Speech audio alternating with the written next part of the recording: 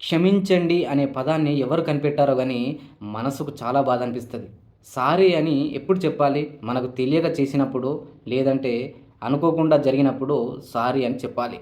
అంతేగాని కావాలనే అనాల్సిందంతా అని, కావాలనే అనాల్సిందంతా అని తర్వాత సారీ, క్షమించండి అని చెప్తే అది దేనికి సంకేతమో ఒకసారి మీరు చెప్పండి మిత్రులారా. పొన్నం ప్రభాకర్ గౌడ్ గారు అడ్లూరి లక్ష్మణ్ కుమార్ గారిని దున్నపోతు అని అనడం జరిగింది. మరి ఒకవేళ అది మీకున్న కులపిచ్చి వల్లనే అన్నట్లయితే మన దేశంలో ఉన్నటువంటి వర్ణ వ్యవస్థలో గౌడ సామాజిక వర్గం ఏ స్థానంలో ఉందో మనందరికీ తెలిసిన విషయమే.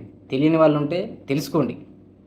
గౌడ సామాజిక వర్గం ఈ వర్ణ వ్యవస్థలో ఏ స్థానంలో ఉందో ఒకసారి తెలుసుకోండి.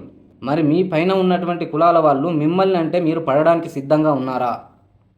రెడ్లు కావచ్చు, వెలమలు కావచ్చు, దొరలు కావచ్చు, ఆ, ఇంకా అన్నిటికంటే బలమైన సామాజిక వర్గం బ్రాహ్మణులు కావచ్చు, క్షత్రియులు, రాజులు కావచ్చు, వైశ్యులు కావచ్చు.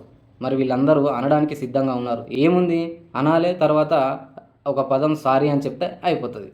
అంతే కదా, ఇది అలవాటైపోయింది కదా మనకు. దయచేసి ఆలోచించండి. మనకు ఒక సామెత ఉంది, పొట్టోన్నెత్తి పొడుగోడు కొడితే పొడుగోన్నెత్తి దేవుడు కొట్టిండట. దయచేసి మరలా సారీ చెప్పే ముందు ఒకసారి ఆలోచించండి.